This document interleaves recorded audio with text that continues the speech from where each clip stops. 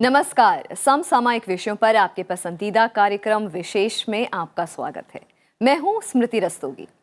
स्वास्थ्य किसी भी व्यक्ति के लिए सबसे जरूरी और बुनियादी चीजों में से एक है, लेकिन आजादी के 7 दशक बाद आज भी हमारे देश में एक बड़ी आबादी इससे वंचित है। इसका सबसे बड़ा कारण है इलाज का महंगा होना। प्राइवेट अस्पतालों में इलाज महंगा होने के कारण गरीब वहां तक जाने को सोच भी नहीं सकता अगर उसे कोई सरकारी मदद या सहायता उपलब्ध ना कराई जाए।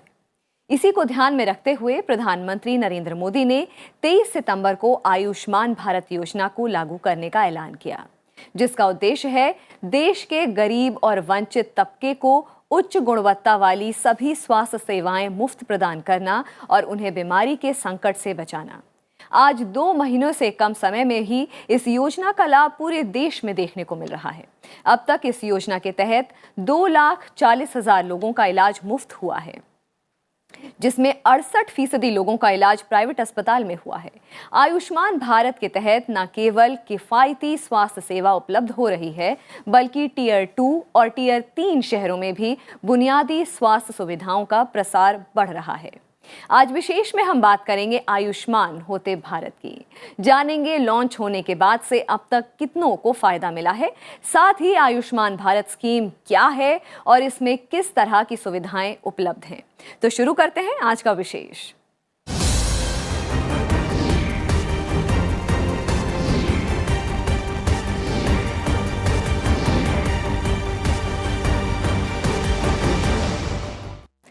सबको बेहतर स्वास्थ्य सुविधा मिले, इसी लक्ष्य को हासिल करने के मकसद से सितंबर में आयुष्मान भारत योजना की शुरुआत हुई थी। अभी योजना के शुरू हुए 2 महीने भी पूरे नहीं हुए, लेकिन लोग बड़े पैमाने पर इसका लाभ उठा पा रहे हैं। आयुष्मान भारत योजना के लॉन्च होने के बाद से 2,40,000 लोगों को अस्पताल में इलाज मिला है। इनमें से 68% लोगों को प्राइवेट अस्पतालों में इलाज मुहैया हुआ। नेशनल हेल्थ एजेंसी की ओर से जारी आंकड़ों में साफ है कि स्वास्थ्य बीमा योजना के तहत अलग अलग बीमारियों का बेहतर इलाज निजी अस्पतालों में लो प्राइस पैकेज में भी संभव हुआ है। भारत में स्वास्थ्य सुविधाओं को बेहतर बनाने में आयुष्मान भारत योजना मील का पत्थर साबित हो रही है। प्रधानमंत्री नरेंद्र मोदी की महत्वाकांक्षी आयुष्मान भारत स्वास्थ्य बीमा योजना के ताज़ा आंकड़ों से यही जाहिर होता है। इन आंकड़ों से स्पष्ट है कि बहुत कम समय में ही इस योजना से बड़ी संख्या में लोगों को बेहतर इलाज मुहैया कराया गया है। प्रधानमंत्री जन आरोग्य योजना के तहत इस स्वास्थ्य बीमा स्कीम को इस साल 23 सितंबर को लॉन्च किया गया था। योजना को लेकर उत्साहजनक आंकड़े सामने आए हैं। अब तक स्कीम काफ़ी अच्छी चली है। 33 राज्य और यूटीज़ ने इसके लिए सहमति दी है और अब तक करीब 2,40,000 पेशेंट्स को हम लोगों ने इसमें एडमिट किया है और उनको और करीब 350 करोड़ रुपए का क्लेम्स को हम लोगों ने इसमें अप्रूव किया है। नेशनल हेल्थ एजेंसी की ओर से जारी डेटा के मुताबिक 2 महीने से कम वक्त में ही अब तक इस योजना के तहत करीब 2,40,000 लोगों को अस्पताल में मुफ्त इलाज मिला है। चौंकाने वाली बात यह है कि इनमें से करीब 68% लोगों का मुफ्त इलाज प्राइवेट अस्पताल में हुआ है, यानी लाभार्थियों में सिर्फ 32% का इलाज सरकारी अस्पतालों में हुआ है। इनमें से 58% लाभार्थी पुरुष और 42% महिलाएं हैं। 2/3 से अधिक प्राइवेट अस्पतालों में गए हैं, तो करीब 67-68% लोग जो हैं उनको जो फ़ायदा मिला है वो प्राइवेट अस्पतालों में मिला है। 1/3 लोगों को गवर्नमेंट अस्पताल में फ़ायदा मिला है। नेशनल हेल्थ एजेंसी के मुताबिक इस योजना के तहत लोगों ने सामान्य सर्जरी, नेत्र रोग, स्त्री रोग, मुंह और चेहरे से जुड़ी बीमारियों की सर्जरी समेत अन्य समस्याओं के लिए अपनी सुविधा अनुसार निजी और सरकारी अस्पतालों में इलाज कराया है। सिर की चोट के इलाज से जुड़ी सर्जरी भी बड़ी संख्या में कराई गई है। इससे साफ है कि इस हेल्थ स्कीम के तहत एक्सीडेंट संबंधित मामलों के भी क्लेम सामने आए हैं। जब ये योजना शुरू हो रही थी तो लोगों के बीच यह आशंका थी कि निजी अस्पताल में लो प्राइस पैकेज यानी कम कीमतों पर लोगों को मुफ्त इलाज कैसे मिलेगा। शुरुआत में प्राइवेट अस्पतालों ने नेशनल हेल्थ एजेंसी की ओर से निर्धारित किए गए लो प्राइस पैकेज को लेकर चिंता जताई थी। इस आशंका को खत्म करने के लिहाज से ताज़ा आंकड़े बेहद महत्वपूर्ण हैं। ताज़ा आंकड़ों से साफ है कि स्कीम के लिए निजी अस्पताल भी काफी दिलचस्पी दिखा रहे हैं। योजना के तहत 10.74 करोड़ गरीब परिवारों को स्वास्थ्य बीमा योजना उपलब्ध कराने का मकसद है, यानी 50 करोड़ से ज्यादा लोग इसके दायरे में होंगे। इतने बड़े दायरे के लिहाज से पूरे देश में मरीजों के देखभाल के लिए बड़े पैमाने पर सूचीबद्ध अस्पतालों के नेटवर्क की आवश्यकता है। अब तक 55,482 अस्पतालों ने योजना के तहत पैनल में शामिल होने के लिए नेशनल हेल्थ एजेंसी को आवेदन भेजा है। इनमें से 15,000 अस्पतालों को या तो पैनल में शामिल कर लिया गया है या उनको अनुमति देने की प्रक्रिया जारी है। इसमें से करीब 8,000 अस्पताल प्राइवेट सेक्टर के हैं। कॉस्टिंग की समस्या खासकर दिल्ली और दूसरे मेट्रो शहरों में है, जहां सर्विस और मानव संसाधन की कीमत अपेक्षाकृत अधिक है। हरियाणा, यूपी, झारखंड और छत्तीसगढ़ जैसे राज्यों के टायर 2 और 3 शहरों से इस योजना को शानदार रिस्पांस मिला है। आजादी के 70 साल बाद भी लोगों का सरकारी अस्पतालों पर पूरा भरोसा नहीं बना है। यही वजह है कि देश की करीब 70% आबादी को बेहतर इलाज के लिए निजी क्षेत्र की ओर रुख करना पड़ता है।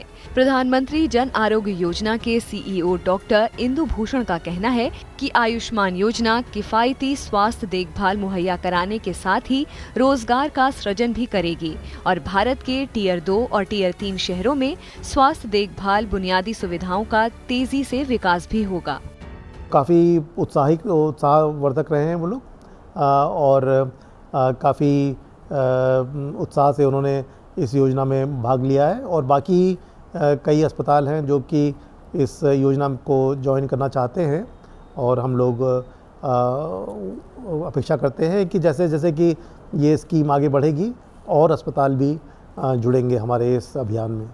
अगर राज्यों की बात करें तो फिलहाल इस योजना के जरिए लोगों को फायदा पहुंचाने में गुजरात पहले पायदान पर है। गुजरात में अब तक करीब 35,000 लोगों को इस योजना का लाभ मिला है।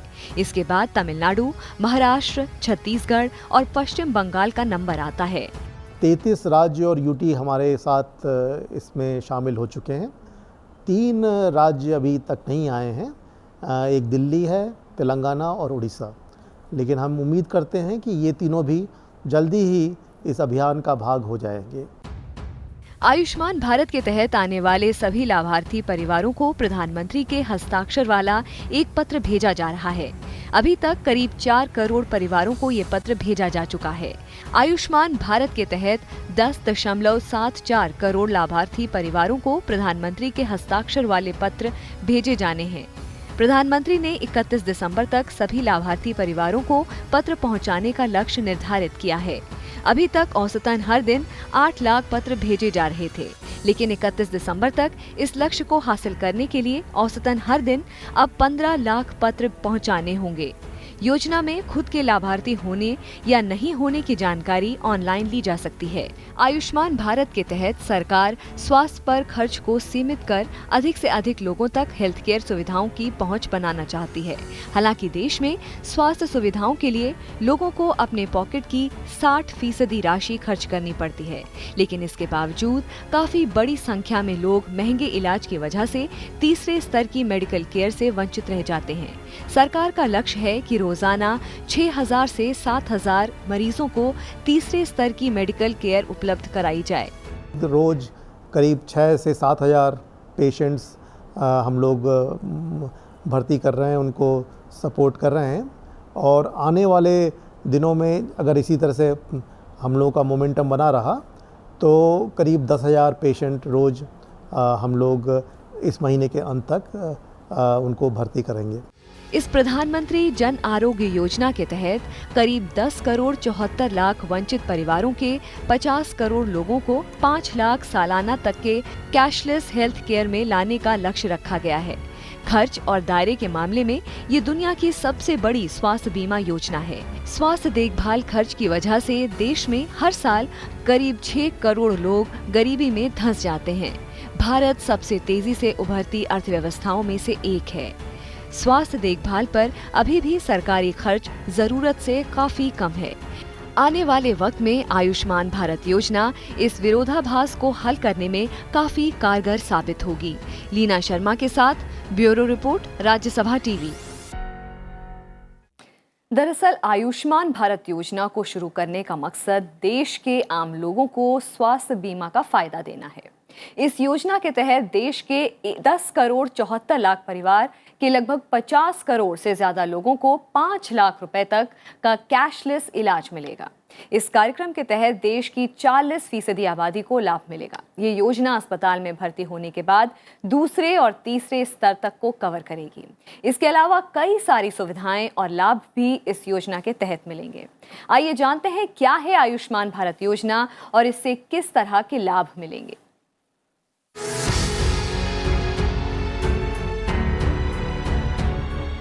आयुष्मान भारत योजना, जिसे प्रधानमंत्री जन आरोग्य योजना भी कहते हैं, के तहत देश के 10 करोड़ 74 लाख परिवारों को 5 लाख रुपए का हेल्थ इंश्योरेंस मिलेगा।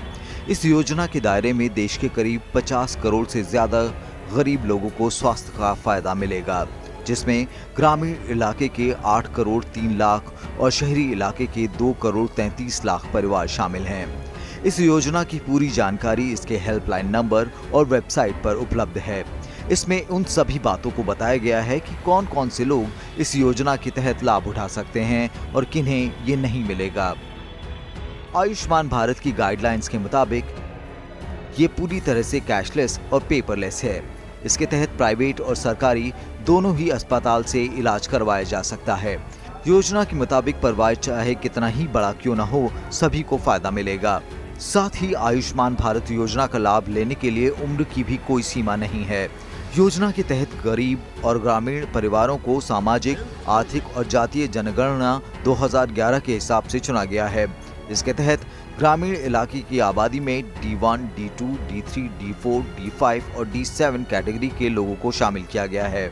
इसी तरह शहरी इलाके में 11 पूर्व निर्धारित पेशे के लोग इस योजना में शामिल हो सकेंगे, जबकि राज्यों में राष्ट्रीय स्वास्थ्य बीमा योजना में पहले से शामिल लोग खुद ही इस योजना में शामिल हो जाएंगे। इस योजना में प्रतिवर्ष प्रति परिवार 5 लाख रुपए तक का स्वास्थ्य लाभ ले सकते हैं। इसके तहत बच्चियों, महिलाओं और वरिष्ठ नागरिकों को प्राथमिकता दी जाएगी। इसमें पहले से मौजूद बीमारियों को भी कवर किया गया है। इस योजना के तहत कोई भी अस्पताल इलाज करने से मना नहीं कर सकता।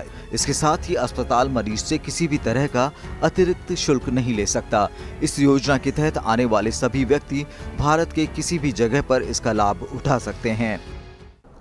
देखिए, ये जो योजना है ये गंभीर बीमारियों के उपचार के लिए है और इसमें जो हमारी सोशियो इकोनॉमिक कास्ट सेंसस के अंतर्गत जो डिप्रीवेशन कैटेगरीज हम लोगों ने चुनी हैं, उसमें से कोई भी परिवार है उसके सदस्य को यहाँ पे फ्री और मुफ्त उपचार दिया जाएगा और एडमिट होने के पहले 3 दिन और बाद 15 दिन तक जितना खर्चा है दवाई के संबंधित वो भी फ्री रहेगा। और एक बड़ी सुविधा इस योजना में ये है कि ये जो बेनिफिट्स हैं वो नेशनली पोर्टेबल हैं। इसका मतलब ये हुआ कि मान लीजिए आप बिहार के हैं और लेकिन आपको दिल्ली में या बम्बई में या कहीं और जगह जाके उपचार कराना है या आप उस समय बिहार के बाहर हैं तो भी आप इस योजना का लाभ ले सकते हैं। सरकार ने अपनी गाइडलाइंस में ये भी बताया है कि कौन कौन से लोग आयुष्मान भारत योजना का लाभ नहीं उठा सकते। इस हिसाब से वे लोग आयुष्मान भारत योजना के पात्र नहीं हैं जिनके पास 2 पहिया, तिपहिया, 4 पहिया वाहन और फिशिंग बोट हैं। वो जिनके पास 3 पहिया, 4 पहिया एग्रीकल्चर इक्विपमेंट यानी ट्रैक्टर हैं। वे परिवार जिनके पास 50,000 रुपए से ज्यादा की लिमिट का क्रेडिट कार्ड है। जिस परिवार का सदस्य सरकारी नौकरी करता है, वैसा परिवार जिसका गैर कृषि कारोबार सरकार में रजिस्टर्ड है। इसके अलावा इनकम टैक्स भरने वाले परिवार को भी इसमें शामिल नहीं किया गया है। या वैसा परिवार जो प्रोफेशनल टैक्स भरता है उन्हें भी शामिल नहीं किया गया है। ऐसे परिवार जिनके पास 3 या उससे अधिक कमरे का पक्की दीवार और छत वाला मकान है, जिसके पास रेफ्रिजरेटर और लैंडलाइन फोन है, साथ ही जिसके पास 2.5 एकड़ से ज्यादा एक सिंचाई यंत्र के साथ सिंचित भूमि है, जिसके पास 5 एकड़ से ज्यादा 2 फसल सीजन वाली सिंचित भूमि है, या जिसके पास एक सिंचाई यंत्र के साथ 7.5 एकड़ या उससे ज्यादा जमीन है। ऐसे लोग भी इस योजना में शामिल नहीं किए गए हैं।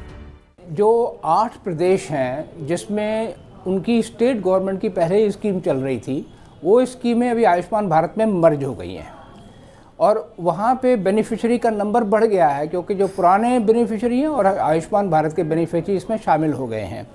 इन प्रदेशों में आयुष्मान भारत आप समझ लीजिए कि ऑलरेडी सक्सेसफुली चल रही है। सरकार ने इस योजना की पूरी जानकारी देने के लिए हेल्पलाइन नंबर और वेबसाइट लॉन्च की है। सरकार ने www.abnhpm.gov.in नाम से आयुष्मान भारत की वेबसाइट लॉन्च की है। इसमें इस योजना से जुड़ी पूरी जानकारी है। इसके अलावा एक हेल्पलाइन नंबर 14555 भी जारी किया गया है। इस पर कॉल कर ये पता लगाया जा सकता है कि आयुष्मान भारत योजना या प्रधानमंत्री जन आरोग्य योजना के तहत पात्र हैं या नहीं। इसके अलावा वेबसाइट mera.pmjay.gov.in पर जाकर भी अपना मोबाइल नंबर देखकर इसको चेक किया जा सकता है। मोबाइल नंबर डालने के बाद एक OTP आएगा। इस OTP नंबर को वेबसाइट में डालना होगा। फिर आप अपना नाम, मोबाइल नंबर, राशन कार्ड और RSBY, URN और अपने प्रदेश का नाम डालकर भी इसे चेक कर सकते हैं कि आपका नाम जुड़ा है या नहीं।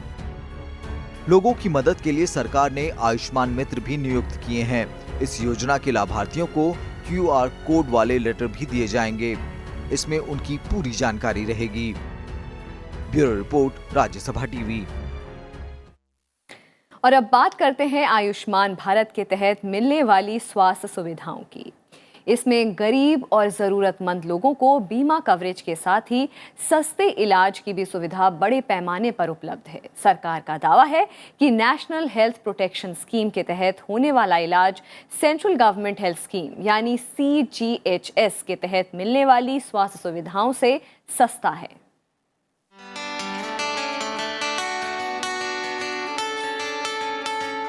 नेशनल हेल्थ प्रोटेक्शन स्कीम के लिए कुछ वक्त पहले मई के महीने में स्वास्थ्य मंत्रालय ने 1350 पैकेज की एक रेट लिस्ट को तैयार किया। इनमें से 23 पैकेज गंभीर बीमारियों से संबंधित हैं। इनमें हड्डी रोग, कार्डियोलॉजी, कैंसर और आंख की बीमारी भी शामिल है। योजना के तहत बीमारियों का इलाज केंद्र सरकार की हेल्थ स्कीम CGHS से 20% तक सस्ता है। इस योजना पर सरकार को हर साल करीब 11,000 करोड़ रुपए खर्च करने होंगे। एक व्यक्ति को यह बीमा सुविधा देने के लिए करीब 1100 रुपए खर्च का आकलन किया गया है। यह खर्च केंद्र और राज्य सरकारें मिलकर उठाएंगी।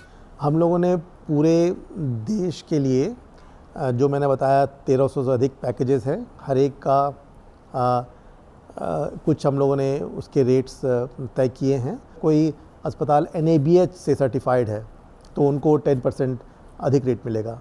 तो ये हमने इसलिए किया है जिससे कि हम जो क्वालिटी है उसको प्रमोट कर सकें और क्वालिटी हॉस्पिटल्स को प्रमोट कर सकें।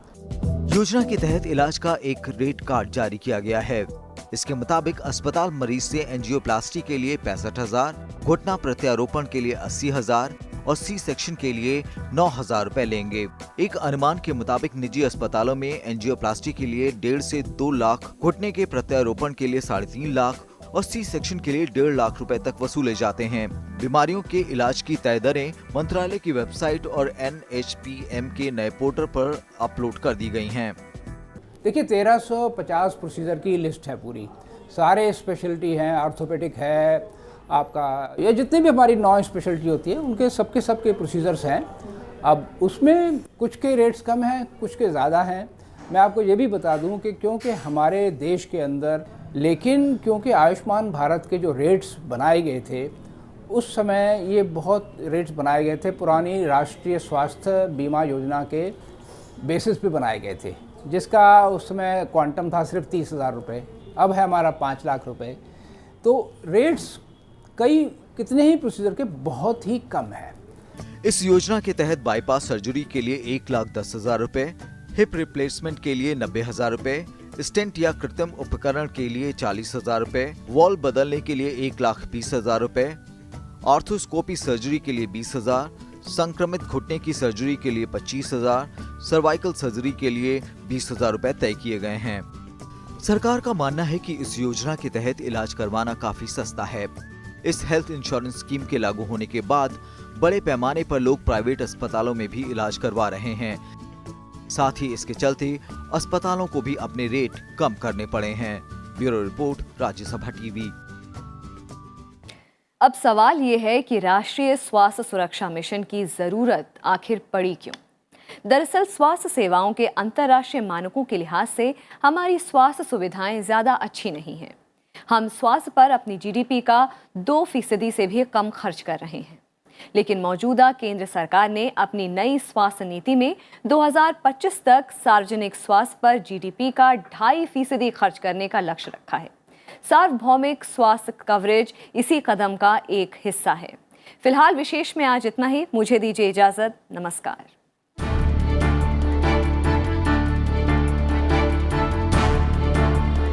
72वें स्वतंत्रता दिवस के मौके पर जब लाल किले से अपने भाषण में प्रधानमंत्री नरेंद्र मोदी ने आयुष्मान भारत योजना लागू करने का ऐलान किया, तो उनका मकसद था देश के हर गरीब को बीमारी के संकट से बचाना।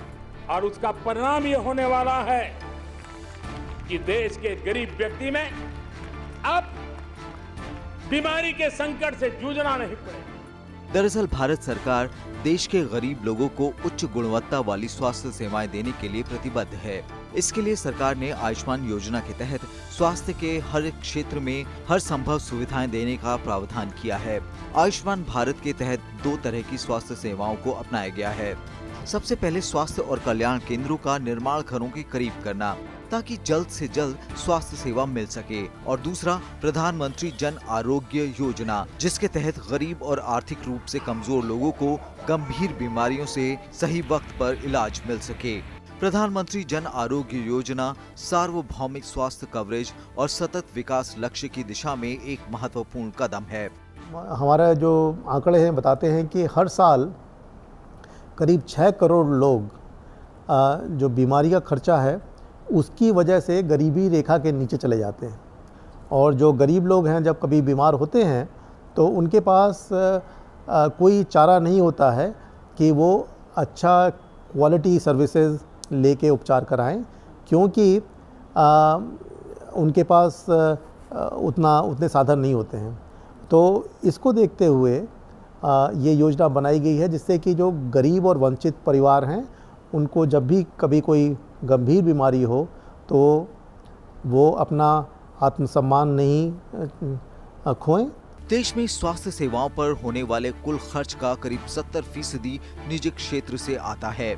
यानी हमारे यहाँ स्वास्थ्य सेवाओं के विकास पर जितना पैसा खर्च हो रहा है उसमें निजी क्षेत्र की हिस्सेदारी 2/3 के करीब है। हालांकि स्वास्थ्य को सेवा क्षेत्र माना जाता है और समझा जाता है कि इसकी स्थापना का उद्देश्य पैसा कमाना नहीं है, लेकिन ऐसा होता नहीं है।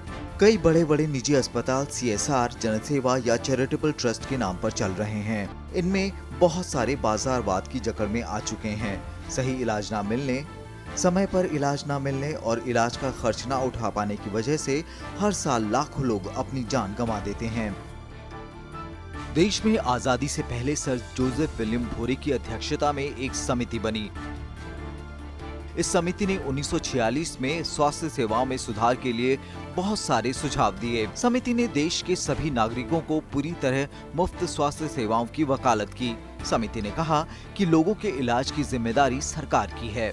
समिति ने कहा कि सरकार हर 40,000 लोगों की आबादी पर कम से कम एक प्राथमिक स्वास्थ्य केंद्र जरूर बनाए। समिति ने हर 1 लाख की आबादी पर एक 75 बिस्तर वाला अस्पताल, हर 30 प्राथमिक स्वास्थ्य केंद्रों पर 50 बिस्तर वाला अस्पताल और हर जिला मुख्यालय पर एक 2400 बिस्तर वाला अस्पताल और एक मेडिकल कॉलेज बनाने की सिफारिश की। इसके अलावा समिति ने तपेदिक, मलेरिया, हैजा और तमाम वेक्टर जनित रोगों से बचाव के लिए खास कार्यक्रम बनाने और चलाने पर जोर दिया। समिति ने कहा कि सरकारी बजट का कम से कम 15% सार्वजनिक स्वास्थ्य कार्यक्रमों पर खर्च होना चाहिए। लेकिन इन सिफारिशों पर आजादी के 70 साल गुजर जाने पर भी पूरी तरह अमल नहीं हो पाया। भोर कमेटी 1946 में बनी थी, 1949 में वो लागू हुई थी। उसमें ये था कि प्राइवेट अस्पतालों को नहीं खोला जाएगा, लेकिन प्राइवेट हॉस्पिटल वाकई में खुले भी नहीं। 1980 तक कोई प्राइवेट हॉस्पिटल नहीं खुलते थे, सरकारी अस्पताल से चलता था। उसके बाद अब पॉपुलेशन कितनी बढ़ गई है आपकी, 3 गुना हो गई है पूरी। सरकार डिस्ट्रिक्ट हॉस्पिटल एक ही है आज की, कोई और खोल नहीं पाई। तो उस पॉपुलेशन को कवर करने के लिए 1982 में पहली चेन आई प्राइवेट हॉस्पिटल की, और अब ये हालत है कि 60% बेड इस समय प्राइवेट सेक्टर में है। सरकारी स्वास्थ्य सेवाओं की बदहाली के बीच निजी अस्पतालों में इलाज दिन ब दिन महंगे होते गए। पिछले 10 सालों में अस्पताल में दाखिल होने का खर्च 300% तक बढ़ गया है। इसे पूरा करने में लोगों की घरेलू बचत का बड़ा हिस्सा चला जाता है। ऐसे में स्वास्थ्य के क्षेत्र में आयुष्मान भारत एक नई क्रांति है। इस योजना के शुरू होने के बाद कोई भी गरीब इलाज कराने के लिए पैसे के अभाव में लाचार नहीं होगा। लीना शर्मा के साथ ब्यूरो रिपोर्ट, राज्यसभा टीवी।